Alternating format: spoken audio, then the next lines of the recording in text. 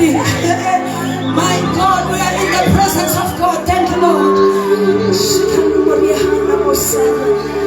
Ladies and gentlemen, the servants of God, the servants of the Most High God. Hallelujah. Thank you so much, Pastor Uzondo nonkosikazi wakhe, our chairperson we-pastors council. Hallelujah. Simshayelezana mama uGumede, mama umfundisi uGumede, sibe nomama uNtokozo, mama umfundisi uNtokozo kanye nomyeni wakhe. Hallelujah, my son. Hallelujah. Sibashayele izandla kakhulu. Siyabonga umfundisi. Ngokekade nonkosikazi wakhe omuhle ekunene qolihamba nosayini.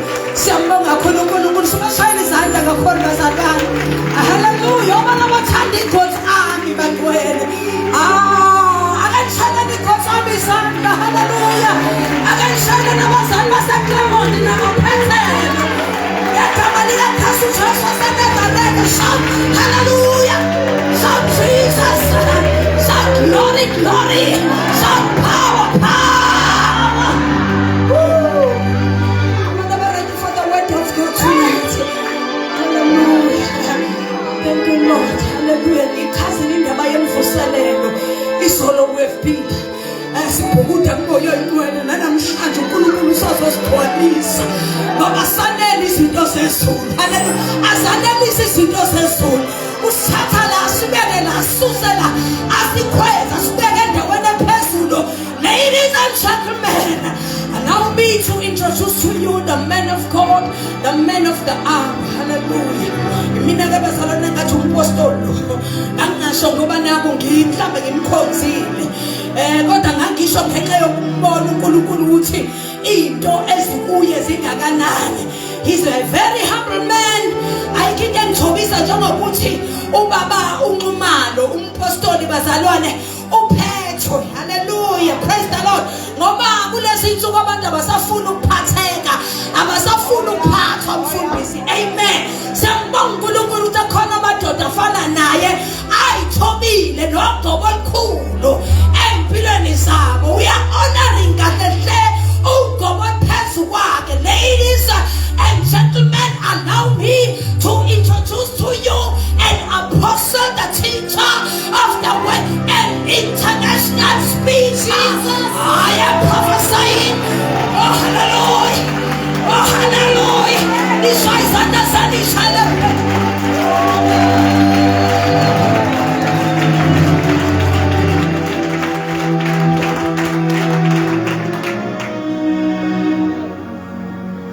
Maliphathwe ngobungcwele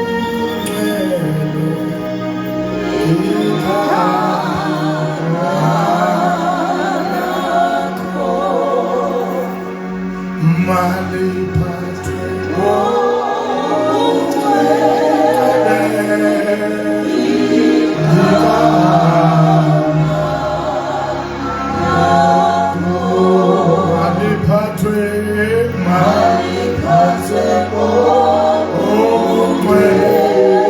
ikhalakho, maliphathwe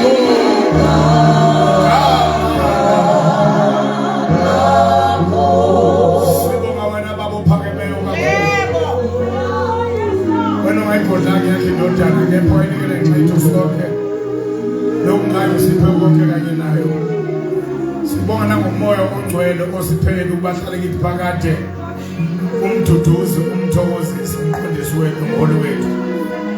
Moya ongcwele sibeke ezandleni zakho yonke lenkonzo. Sithatha lenkundla ingeyakho naleli bandla lingelakho.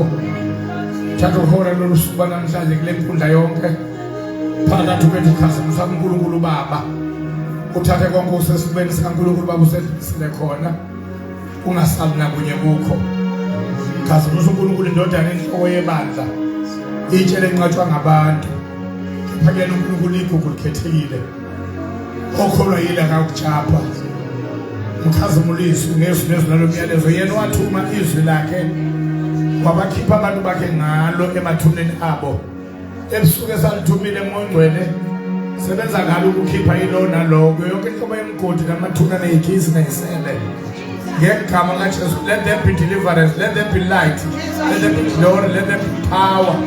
ngegama likaJesu let there be liberty ukuba lapho khona wena mongcwele kukhona inkululeko ngegama likaJesu Kristu phakathi kwethu moya wobungcwele singcwelise phakathi kwethu moya weqiniso sihonele kulo lonke iqiniso phakathi kwethu moya wenkazimulo sembathise inkazimulo phakathi kwethu moya ukuphila siqalise ngokuphila kwakho sibe nakho ukuchichime phakathi kwethu moya womusa simathise ngomsa wakho phakathi kwethu moya wenkululeko sikhulule ngamandla akho moya phakathi masiqondiswe nguwena from start to finish khuluma uphilise usindise wophule uqhashule yonke imithelo yayijoka nezibopho zokuwambule ukhulule phakathi kwethu ngomoya okuhlanipha nokuqonda usebenze phakathi kwethu ngomoya wamasu nowamandla usebenze ngomoya wokumesabuwazi nokumesaba uJehova intokozo yethu bese kumesabeni uJehova usebenze phakathi kwethu ngomoya wothando nokuzikhuza ngomoya wokukhola nowesibindi ngomoya wobumnene nowentobeko ngomoya wokuvuma nokulalela the spirit of willingness and obedience ngegama likaJesu Kristu let no one leave this place with a yoke unbroken. Let nobody go back home with a burden unremoved. Let no person go out with a problem unsolved. Father, let your glory and your presence have all supremacy and fill this place to the brim. Ngegama likaJesu Kristu ashule ibopho wenza amandla akhe abonakale lapha nasemakhaya nasemsebenzini ebusuku sithi arise O Lord and let your enemies be scattered. Let your enemies be scattered emoyeni wethu emphefumulweni wethu emzimbeni wethu eyimalini eyintweni eyiphatheka emakhaya emndenini emsebenzini kwi-neighborhood emkhathini emanzini phakathi umhlaba emhlabeni let your enemies be scattered. Wena osandla sakho sokunene sikuzuzela ukuqoba wena osandla sakho sokunene siyafumana bonke abakuzondayo wena osandla sakho sokunene siyaphathaza sitha masiphathaze manje uvele uJehova ofohlayo noJesu ofohlayo yonke situation nayo yonke into imgoqo endleleni yalo nalo okule nkundla nakule in Jesus Christ's name amen.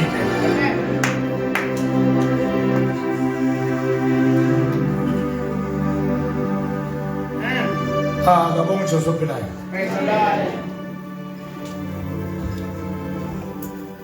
Ukuqala kunekho ngembele lokuxoshwe kaNkulunkulu.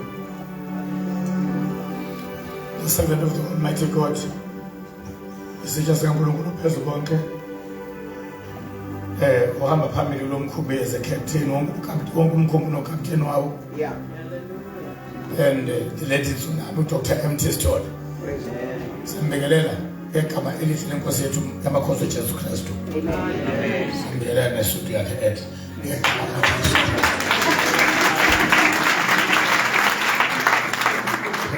akazenze kuselelo kulonyaka engikhumbulayo so singiyabona ukuthi kulonyaka ushintshe kakhulu ngathi ushintshe kakhulu sekuyilela musamfundisi wabekhaya nempandla yakho sibingelela nomathandana wakho uma umfundisi uNtokozo sibingelela abafundisi bonke uma ngibabala ngizosengabasho laba ngoba ngisizwa ngesibongo salapha bengizobabala kodwa sengiyeke ukuthi ngizosuke ngakwazi ukubasho lapha uma ngibabala bengizothi umfundisi umama ukhumete ngithi umfundisi uZondo weZondo akukhona elofu singashukela nomoba ngibingelela nomathandana wakho ngibingelela umfundisi nokhololo wakho nesithiwa sangihamba naso praise the Lord sibingelela abafundisi nabaxoxwa bonke abakhona onyawohle ingci kaNkulunkulu phezulu konke sibingelela umbongeni sibeya babiza ngosotobe emsakazweni akuwona isanda kushada umbongeni angazi noma inkonzo yazizwa noma uzoyona le ntango yona intango ikhona le ntangene kwemhlambi uyizola nje angwethembi kahle umbongeni angwethembi kulezi insuku noma izwe inkonzo noma uyizwa ngwethembi kahle ngathi uzophela inyanga before uzwe ukuthi kwenzakalani siyabingelela umbongeni noma kodwa wakhe amanyuli wethu ayisanda kushada lezi bashaleni zakhe ayisanda kushada lezi inkonyane sethukisa isingala sibingelela ogogo nomkhulu nezibuko zabo sibingelela obaba nomama sibingelela nabafisa nakuba obaba nomama one day sibingelela insizwa neintombi nabantwana abancane bonke oTipot noTeaspoon sibingelela nabaqala kubakhona nabaseyiswini uma kukhona maphethe ngezisu nabo sabingelela ngegama likaJesu Kristu waseNazaretha. Praise the Lord. I won't keep you for long. Angizokugcina isikhathi eside.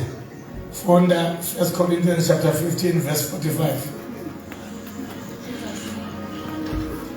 1 Corinthians chapter 15 verse 45. Kweli lotshwe ngihumusha lesizulu. Ufundeka kanje.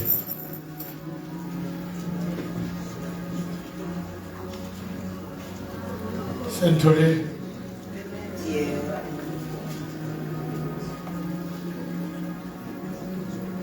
First Corinthians chapter 15 verse 45. Kanjalo futhi kulotshiwe ukuthi umuntu oqala uAdamu waba ngumphefumulo ophilayo. uAdamu wokugcina asithi sonke uAdamu wokugcina. Angiqhubeke ngedwa. Waba ngumoya ophilisayo. Inkosi ayibusisa ukufunda kwezulayo. Inhlanganiso yonke ithi amen. Amen. uAdamu wokugcina waba ngumoya ophilisayo. The last Adam waba ngumoya ophilisayo. uAdamu wokugcina waba ngumoya ophilisayo. uAdamu wokugcina waba ngumoya ophilisayo. Ezweni lokomoya awubi uAdamu noma kanjani njengoqondo omzali. Ezweni lokomoya kuba uAdamu ngenature, by nature, and by nature uAdamu mabili kuphela. Abantu abangu-Adam by nature uAdamu umuntu oqala noAdamu wokugcina onguJesu. And then uAdam by name baningi kakhulu. Ngoba akudula ukwenza umuntu abe uAdam kumzala nje kuphela uphume naye wothi nomethi igama. So uAdam by names bathola umhlaba wonke bangaba amamiliyoni. Kodwa uAdam by nature bawu-2 kuphela. The first Adam and the last Adam. Ingani bebabili kuphela uAdam by nature.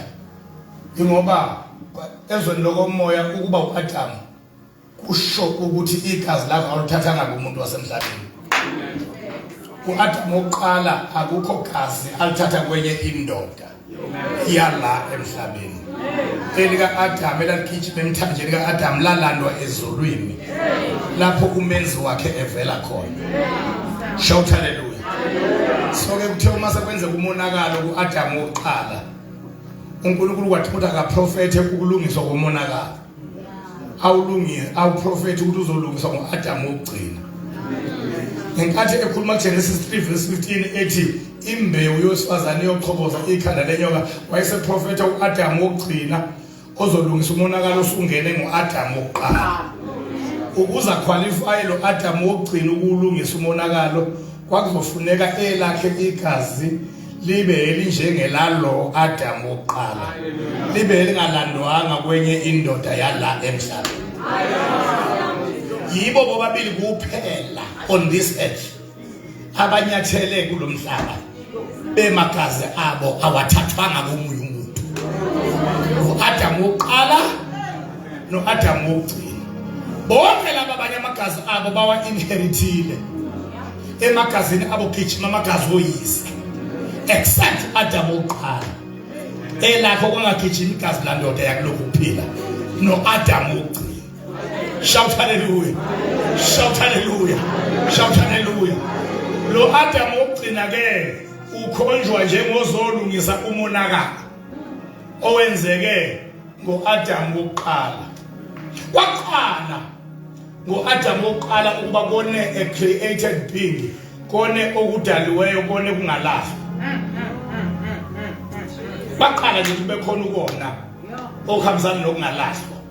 Ngoba phela kwangaqali ngoAdam noEva kona. Ngaphambi kwaAdam noEva kwake kona. Yes. Umbuso oqala wawona walahlwa nomhlaba ayibusa kuwona.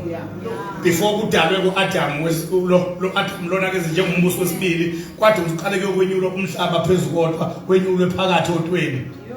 Bese ngodaka lomhlabathi kwakhiwe icontainer yaAdam, icontainer yomuntu, icontainer icontainer hayi umuntu, icontainer kwakhiwe icontainer I-container le enibiza ngokuthi umzimba kwakhiwa i-container, kwakhiwa i-container.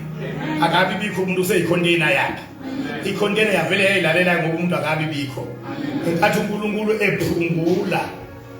ephungula kuyena ngoba okwakho ukuphefumula kwangafani nowethu, okwathi ukuphefumula kubizwa ngokuthi i-process of inhalation and exhalation. Wena uma uphefumula you inhale and exhale, kodwa kaNkulunkulu ukuphefumula kusho i-minus. Ngenkathi ephefumula yena ukhipha a-minus. So-ke ngenkathi esitupha down enza into aqala ukuyenza kwizinto ayidalileyo, eguqa eqala ukukhothama, akhothamele into eyenziwa uyena, eguqa eguqela ukufaka umoya wakhe kwi-container, ephefumulela kwi-container, wayemayinaza, wayehlephula i-portion ethile, ingxenye ethile ebuyeneni nasekuNkulunkulwini bakhe. Shout hallelujah.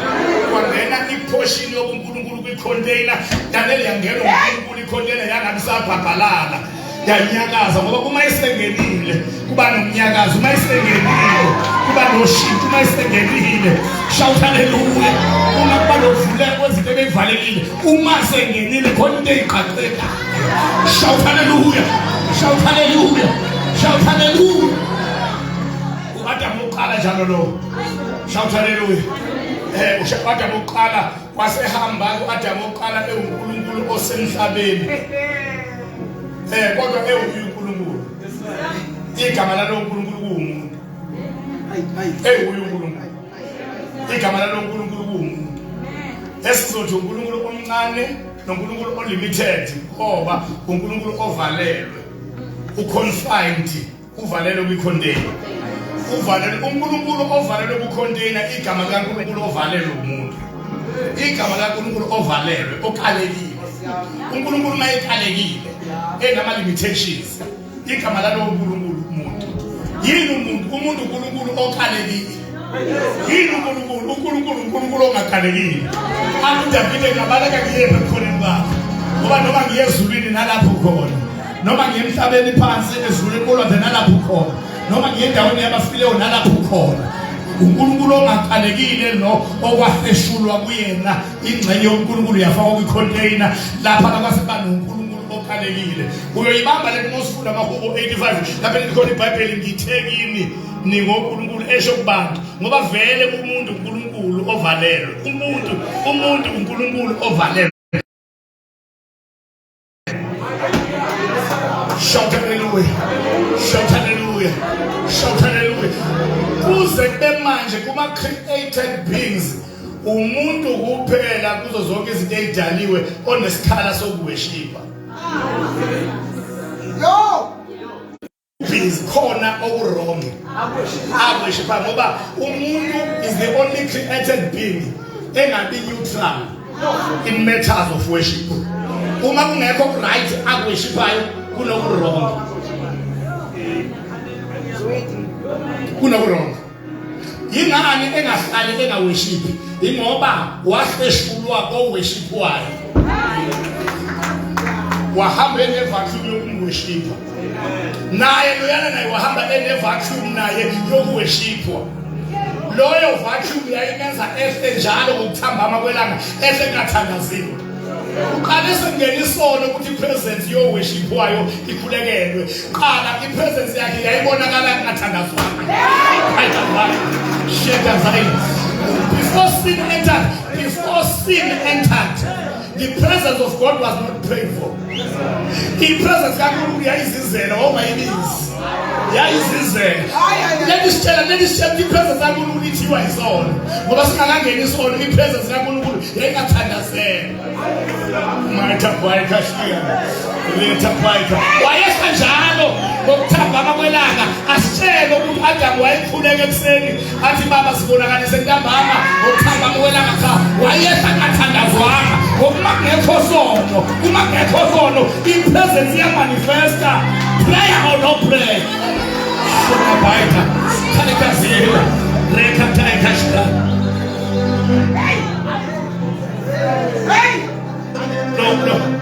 No Adam uqala. Shout lo Adam uqala. Shona lo Adam uqala.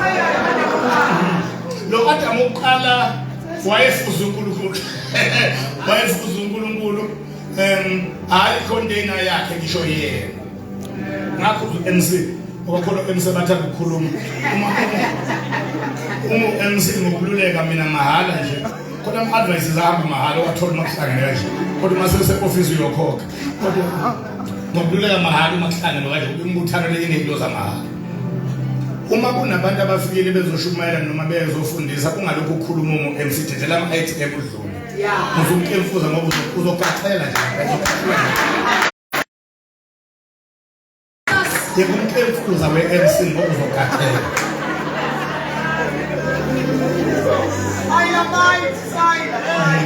MC nokaxela ngoba ngaphambi kwasitethe lokho ezokuletha sokufuna siqale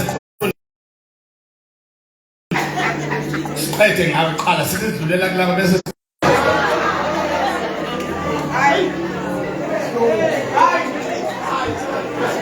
ingani icontainer ingafani uNkulunkulu ngoba akuyona icontainer ewumuntu.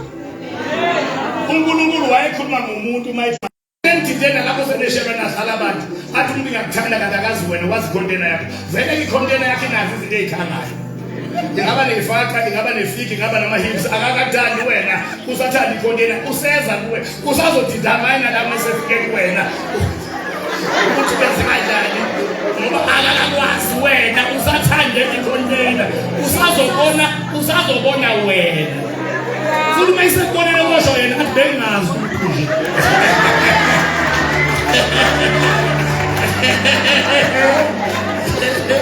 usebone wena hayi container seqhamuke wena. Shout hallelujah. Sekuvele wena hayi le container. Praise the Lord. So ke uAdam wayefuza uNkulunkulu ngokulunga, righteousness. Wayefuza uNkulunkulu ngobungcwele. Umuntu ongaphakathi yalo lo umuntu wayefuza uNkulunkulu ngokasimulo. Kwangakhanyiswa ensimini ebusuku. Wayethi mayihamba khanya. Adam uthi mayihamba khanya.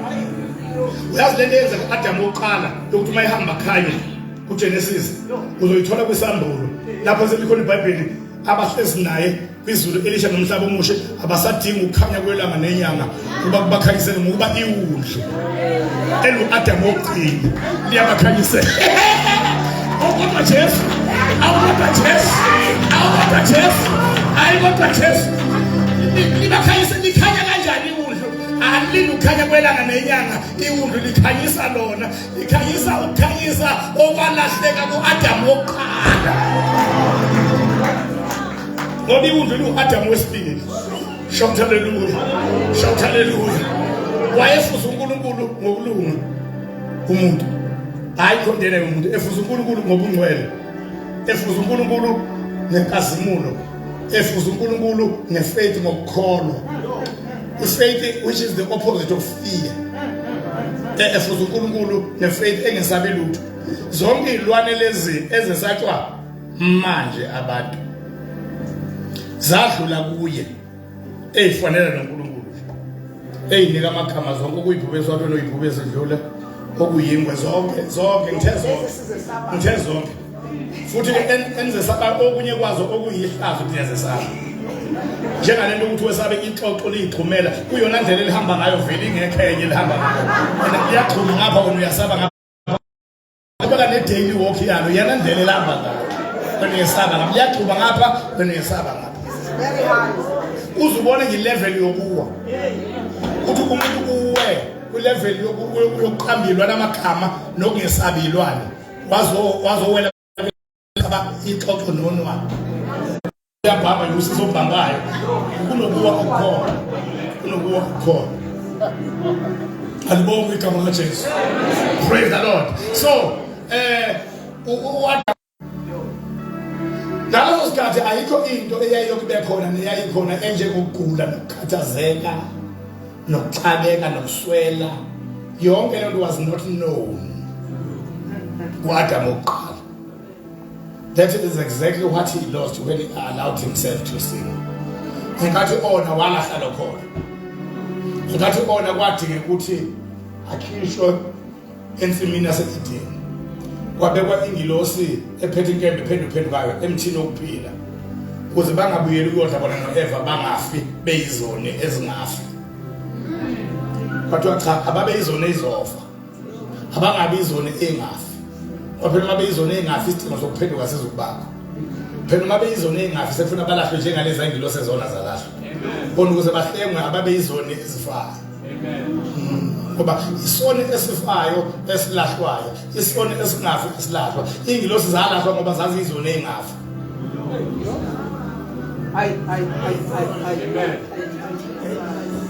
Uyangizwa into khona endlini phela izingilosi zingumoya uma izimi imoya ingilosi imnyoya enjani ayifi. So ke manje ingilosi zalahlwa ngoba zazizone engafi. So uma bona babezobuyela bayodla emthini wokuphila babezophinduka babe yizone ezinjani ezingafi abasaqualify ukuhlengwa lapho ngoba isoni esingafi asihlengwa. Isoni ungasihlenga esifayo futhi naso usihlenga ngokufa kwalowo ohlenga sona kumele afe endaweni yaso. Shout hallelujah, shout hallelujah. Kwase kuyakhonjwa kwathiwa ke imbewu yowesifazane iyona eyochoboza ikhanda lenyoka. Ubafika nje uNkulunkulu sebenjani sebegqokile. Yazi umangalo uzokumfishana ngibona sengithi amen khona manje ngihlale phansi. Kuzokumangaza lokuthi hawu nawe uyakwazi ukumfishana eshumayelo kuphela namhlanje ilanga lokuthi emfishane nje ngiqedwe. Ngenziswe ngoba madoda abizwa njalo emsakazweni kuthiwa unenkinga usheshe uqethe khona lamadoda abizwa njalo. Khona lamadoda abizwa njalo emsakazweni ngazibona. Nami ngizokuzibona amadoda ngizokuzibona amadoda abizwa njalo emlayeleni. Khona amadoda abawiza akaziboba naye amadoda akazoba. Akunenkinga babiza njalo ashoni langa bengabizana. Nami ngicabanga ukuthi namhlanje hayi ngizojoyina namhlanje. Sasa ngizoyira nje kodwa namhlanje hayi ngizojoyina. Ngiyala amadoda abizwa emsakazweni. Ngabe nenkinga. Vakasha kunenda into vakasha la kuyona. Bayazi nango mbongeni nisanda njata. Bayazi. Nabo yalo musa nabo kabathe athenga. Praise the Lord. Ubafika njalo uNkulunkulu usebonile nje ubafika onkabila abasebone bagqoka amahlavu. Kezwana bazabani. Sebone bagqoka imbazabane amahlavu. Njengoba begqoka amahlavu nje uNkulunkulu wafika kubona. Uyamemeza ukuthi uAdam uphi na. Abantu abathanda ukuthi bakhulumele into abayithandayo ngeBhayibheli sebeqamba amanga ke bathi bona uAdam wathi lapha